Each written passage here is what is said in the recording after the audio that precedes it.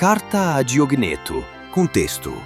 É uma carta escrita por um cristão, aproximadamente no ano 130, direcionada a Diogneto, um pagão que se perguntava o que era o cristianismo.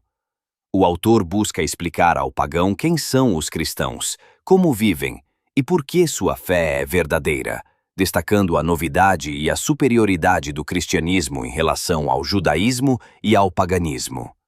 É considerado, por muitos, um dos escritos em defesa do cristianismo mais belos da era patrística. Capítulo 1. Motivo da epístola.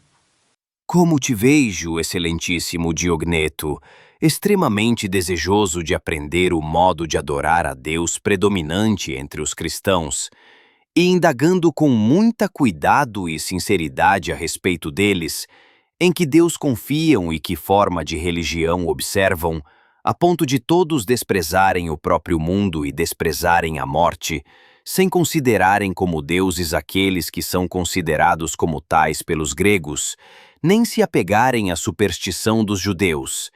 E qual é a afeição que nutrem entre si? E por que, em suma, esse novo tipo ou prática de piedade só agora entrou no mundo, e não faz muito tempo? Acolho cordialmente este teu desejo e imploro a Deus, que nos capacita tanto a falar quanto a ouvir, que me conceda falar, para que, acima de tudo, eu possa ouvir que foste edificado, e que tu possas ouvir, para que eu que falo não tenha motivo de arrependimento por tê-lo feito. Capítulo 2. A vaidade dos ídolos. Venha, então, depois de se libertar de todos os preconceitos que dominam sua mente, e deixar de lado o que você estava acostumado, como algo a que poderia enganá-lo, e tendo sido feito, como se desde o princípio, um novo homem, visto que, segundo sua própria confissão, você deve ser o ouvinte de um novo sistema de doutrina, venha e contemple, não apenas com seus olhos, mas com seu entendimento, a substância e a forma daqueles que você declara e considera deuses. Não é um deles uma pedra semelhante àquela em que pisamos? Não é um segundo bronze, em nada superior aos vasos que são construídos para o nosso uso comum? Não é um terceiro madeira, e esta já apodrecida? Não é um quarto prata, que precisa de um homem para vigiá-la, para que não seja roubada? Não é um quinto ferro, consumido pela ferrugem? Não é um sexto barro, em nenhum grau mais valioso do que aquele que é formado para os propósitos mais humildes? Não são todos de matéria corruptível? Não são fabricados por meio de ferro e fogo? Não foi o escultor que moldou um deles, o latoeiro um segundo, o ourives um terceiro e o oleiro um quarto? Não estava cada um deles, antes de ser moldado pela arte destes artistas, na forma destes deuses, cada um à sua maneira sujeito a mudanças? Não se tornariam semelhantes a eles as coisas que agora são vasos, feitas dos mesmos materiais, se encontrassem os mesmos artífices? Não poderiam estes, que agora são adorados por vós, voltar a ser feitos pelos homens vasos semelhantes aos outros? Não são todos surdos? Não são cegos? Não são inanimados? Não são desprovidos de sensibilidade? Não são incapazes de se mover? Não são todos suscetíveis à decomposição? Não são todos corruptíveis? A estas coisas chamais deuses, a estas servis, a estas adorais, e vos tornais completamente semelhantes a elas. Por esta razão, odiais os cristãos, porque eles não as consideram deuses. Mas vós mesmos, que agora pensais e supondes que tais pessoas sejam deuses, não os desprezais muito mais do que eles os cristãos? Não zombais e insultais muito mais deles, quando adorais os que são feitos de pedra e barro, sem designar pessoas para os guardar? E os que são feitos de prata e ouro, encerrais durante a noite e designais guardas para os guardarem durante o dia, para que não sejam roubados? E com os presentes que pretendeis oferecer-lhes, se são dotados de bom senso, não os castigais em vez de os honrar? Mas se, por outro lado, são destituídos de bom senso, vós os condenais disso, enquanto os adorais com sangue e a fumaça dos sacrifícios. Que qualquer um de vós sofra tais indignidades. Que qualquer um de vós suporte que se faça tal coisa a si mesmo. Mas nenhum ser humano, a menos que seja compelido a isso, suportará tal tratamento, visto que é dotado de bom senso e razão. Uma pedra, no entanto, o suporta facilmente, visto que é insensível.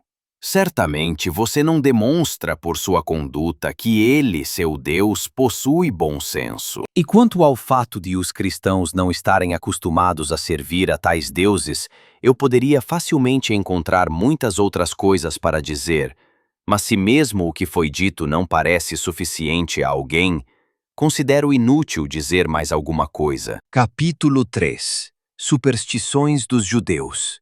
E, em seguida, imagino que você esteja muito interessado em ouvir algo sobre este ponto, que os cristãos não observam as mesmas formas de culto divino que os judeus.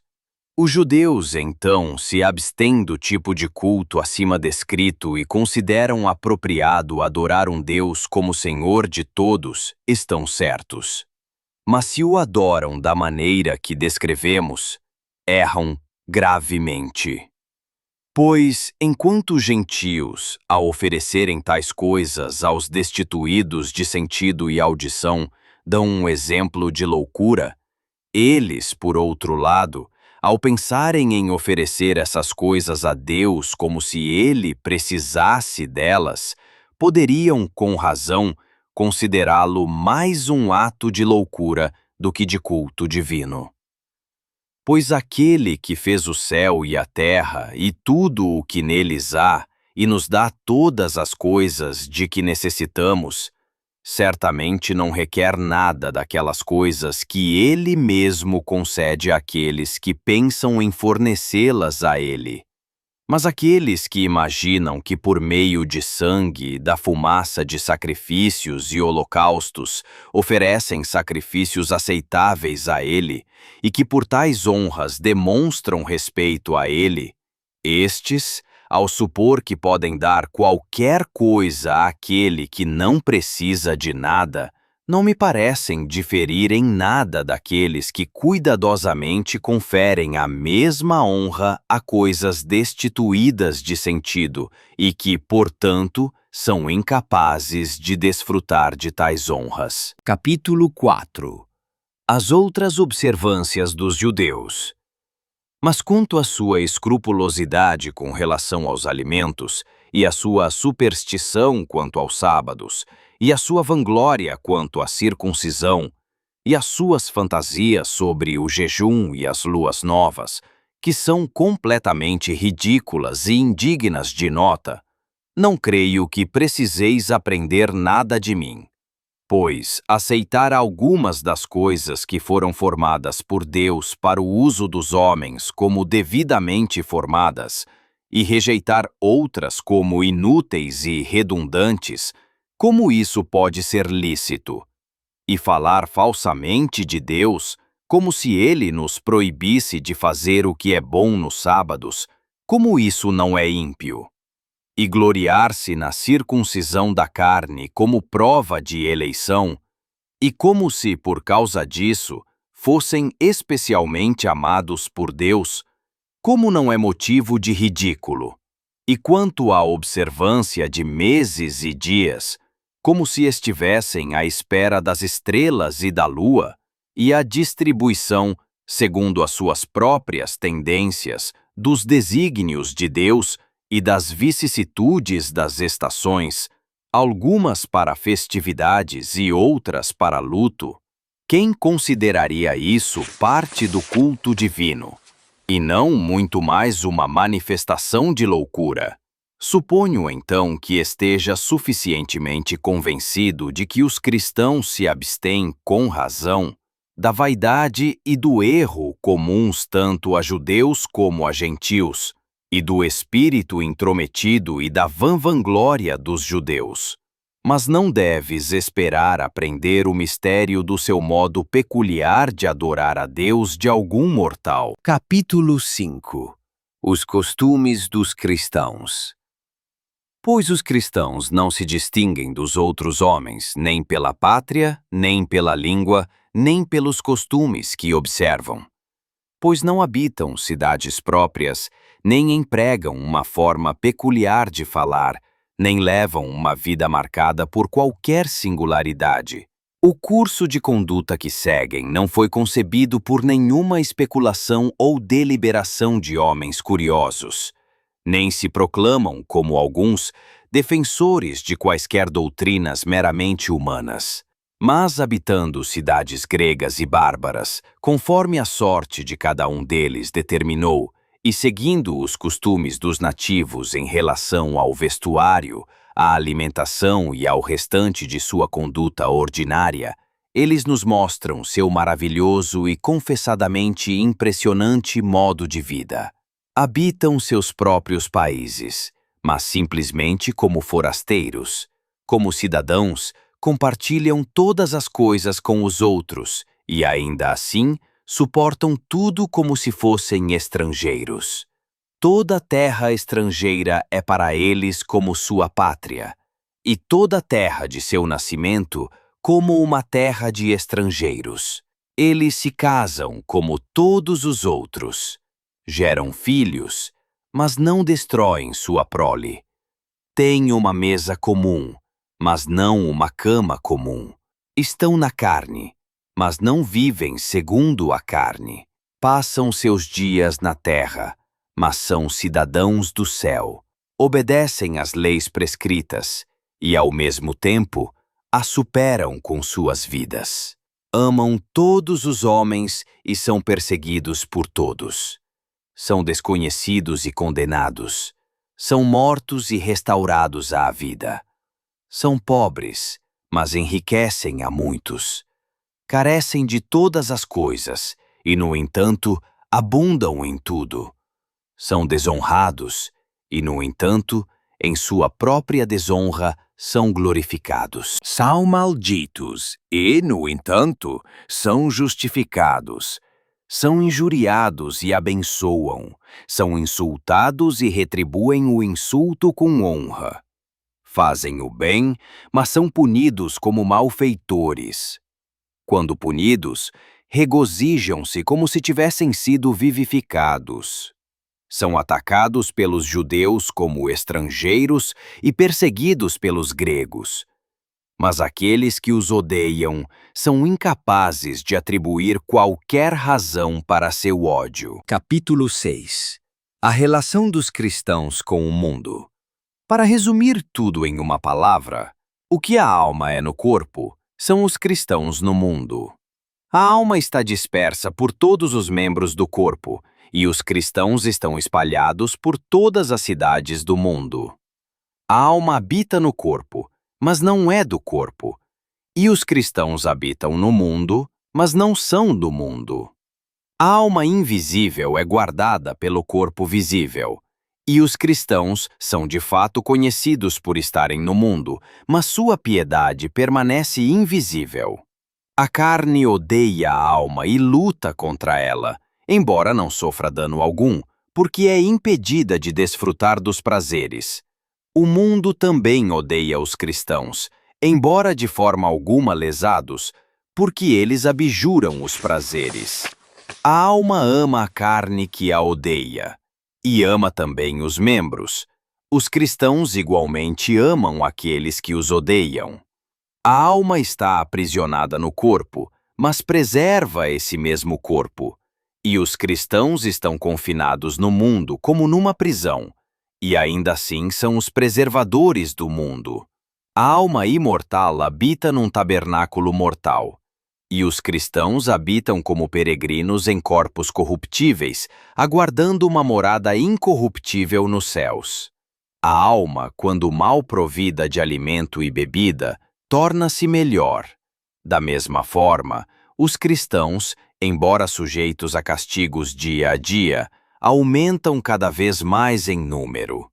Deus lhes atribuiu esta ilustre posição, que lhes seria ilícito abandonar. Capítulo 7.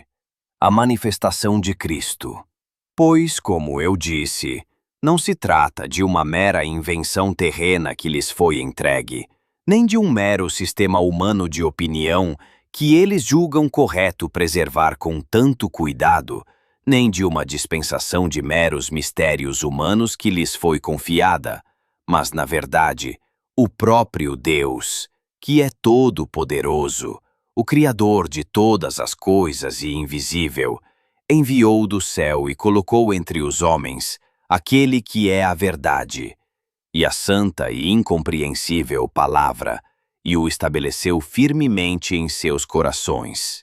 Ele não enviou aos homens, como se poderia imaginar, nenhum servo, anjo ou governante, nem ninguém que tenha poder sobre as coisas terrenas, nem ninguém a quem foi confiado o governo das coisas nos céus, mas o próprio Criador e modelador de todas as coisas, por quem ele fez os céus, por quem ele encerrou o mar dentro de seus limites próprios, cujas ordenanças todas as estrelas observam fielmente, de quem o sol recebeu a medida de seu curso diário a ser observado, a quem a lua obedece, sendo ordenada a brilhar à noite, e a quem as estrelas também obedecem, seguindo a lua em seu curso, por quem todas as coisas foram arranjadas e colocadas dentro de seus limites próprios, e a quem todas estão sujeitas, os céus e as coisas que neles estão,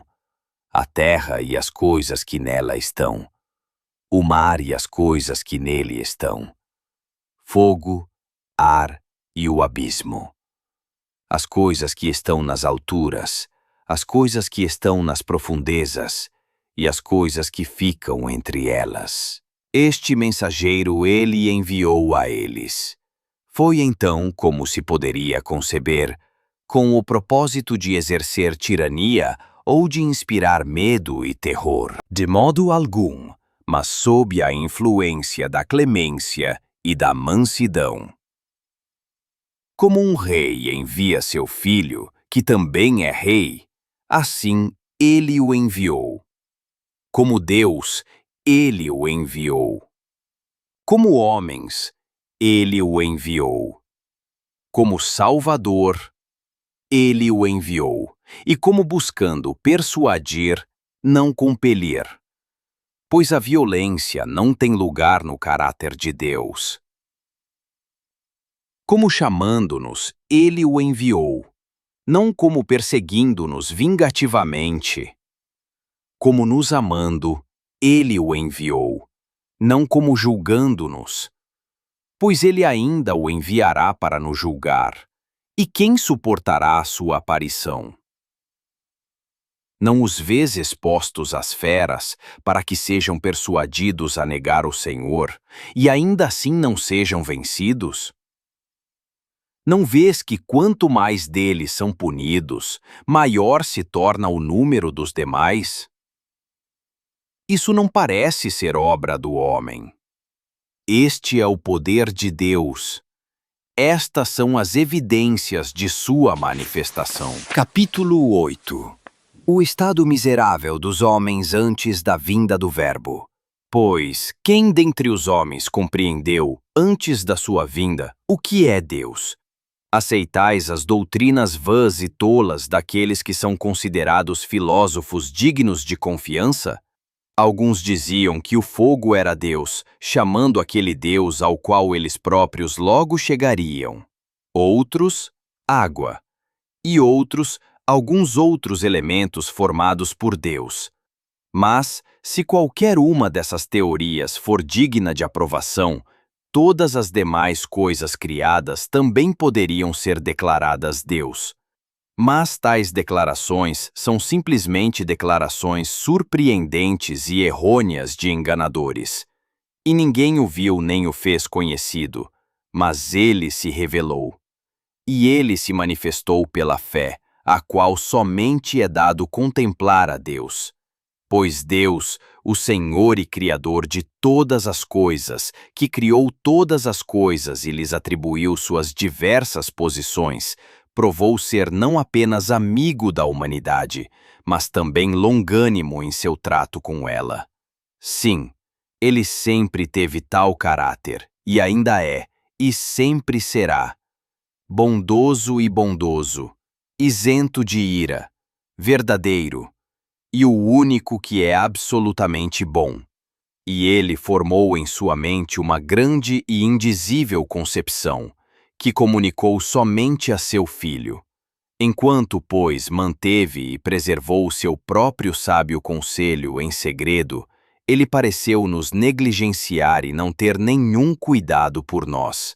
Mas depois de revelar e expor, por meio de seu Filho amado, as coisas que haviam sido preparadas desde o princípio, ele nos conferiu todas as bênçãos de uma só vez, para que pudéssemos compartilhar de seus benefícios e ver e ser ativos em seu serviço.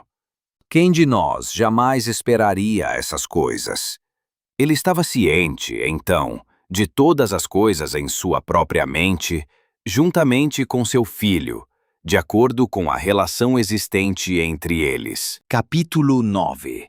Por que o filho foi enviado tão tarde?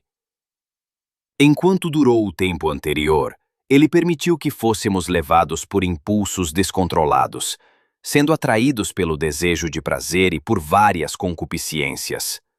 Isso não significa que ele se deleitasse em nossos pecados, mas que ele simplesmente os suportou.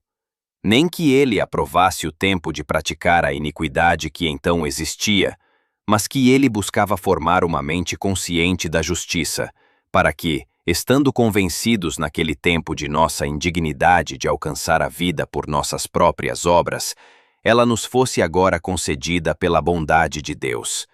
E tendo manifestado que, por nós mesmos, éramos incapazes de entrar no reino de Deus, pudéssemos, pelo poder de Deus, ser capazes.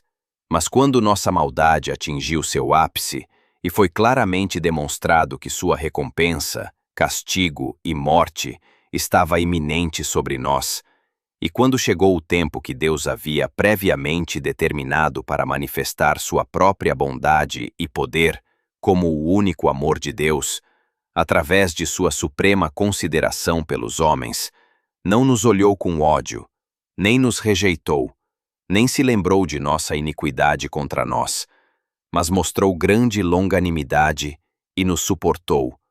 Ele mesmo tomou sobre si o fardo de nossas iniquidades.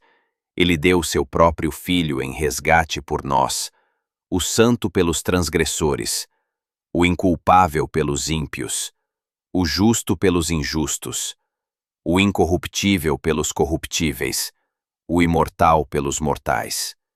Pois que outra coisa era capaz de cobrir nossos pecados, senão sua justiça? Por qual outra coisa era possível que nós, os ímpios e ímpios, pudéssemos ser justificados, senão pelo Filho unigênito de Deus? Ó doce troca!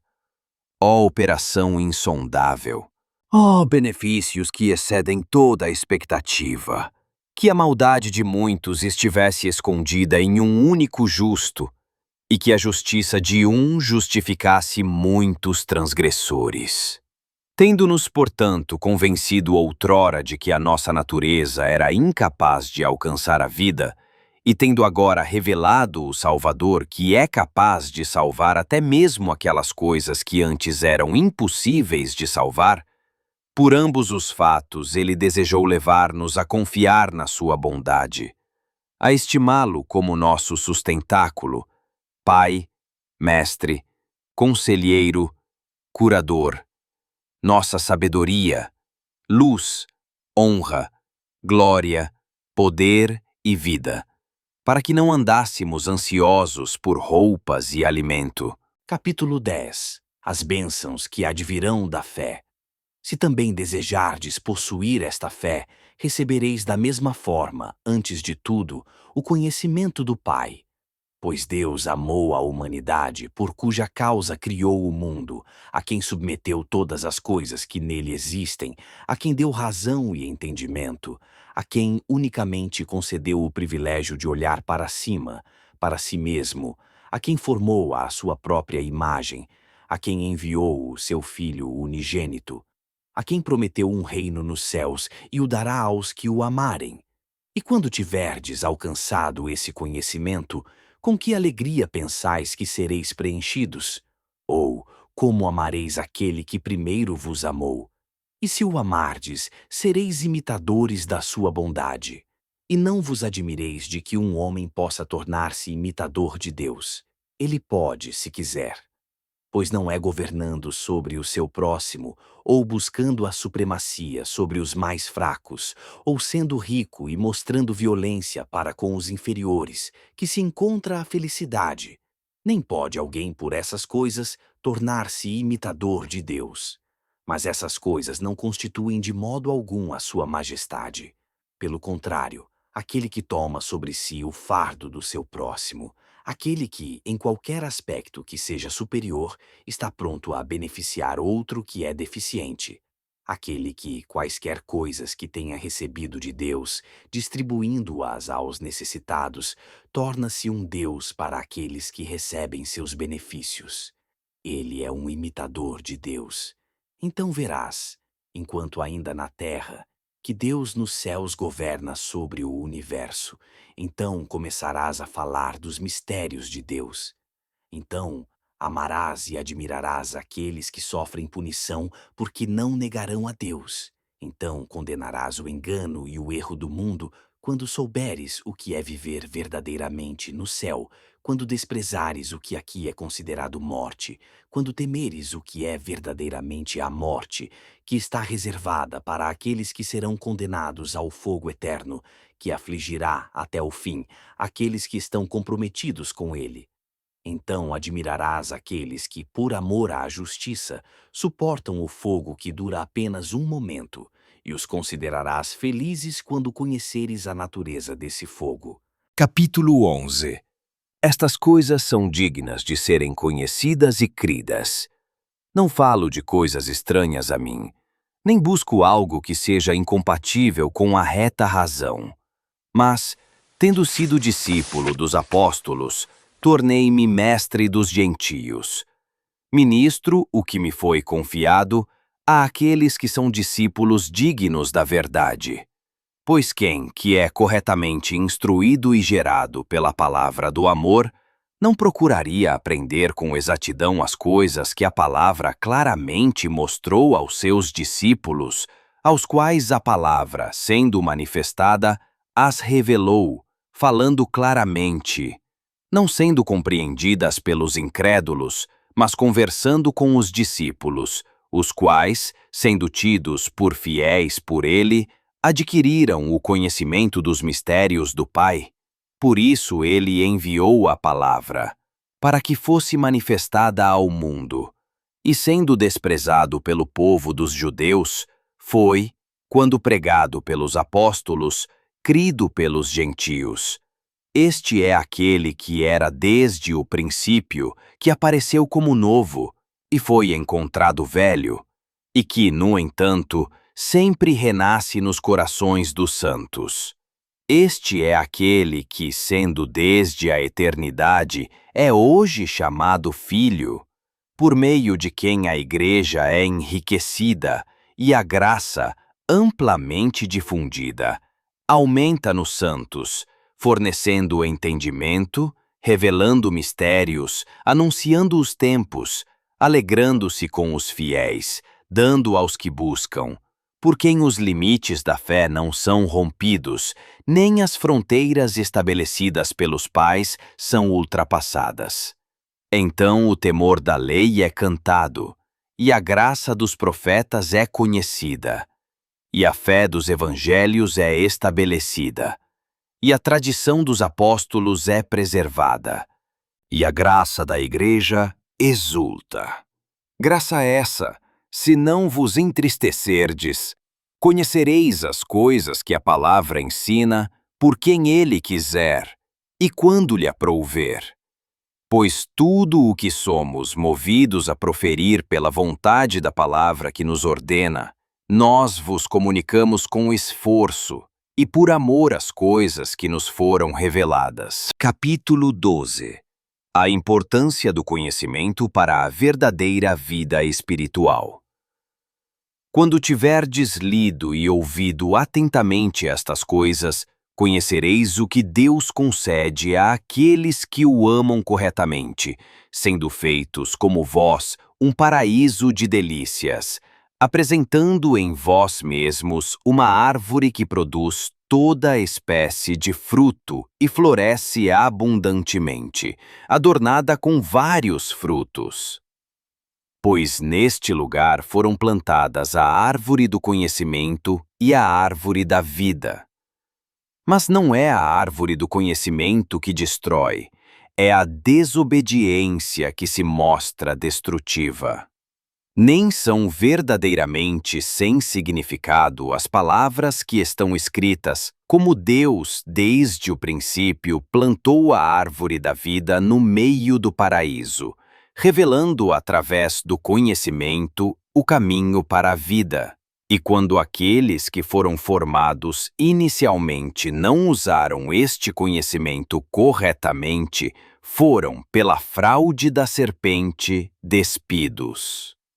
Pois nem a vida pode existir sem conhecimento, nem o conhecimento é seguro sem vida. Por isso, ambos foram plantados juntos. O apóstolo, percebendo a força desta conjunção e culpando o conhecimento que, sem a verdadeira doutrina, é admitido como influenciador da vida, declara: o conhecimento incha, mas o amor edifica. Pois aquele que pensa saber alguma coisa sem o conhecimento verdadeiro, e tal como é testemunhado pela vida, nada sabe, mas é enganado pela serpente por não amar a vida. Mas aquele que combina o conhecimento com o medo e busca a vida, planta na esperança, buscando o fruto. Que o teu coração seja a tua sabedoria, e que a tua vida seja o verdadeiro conhecimento recebido interiormente. Produzindo esta árvore e exibindo o seu fruto, tu sempre colherás aquelas coisas que são desejadas por Deus, que a serpente não pode alcançar, e das quais o engano não se aproxima. Nem Eva é então corrompida, mas é confiada como uma virgem. E a salvação se manifesta, e os apóstolos se enchem de entendimento, e a Páscoa do Senhor avança, e os coros se reúnem e se organizam em ordem, e a palavra se alegra em ensinar os santos, pelos quais o Pai é glorificado. A eles, glória para sempre. Amém.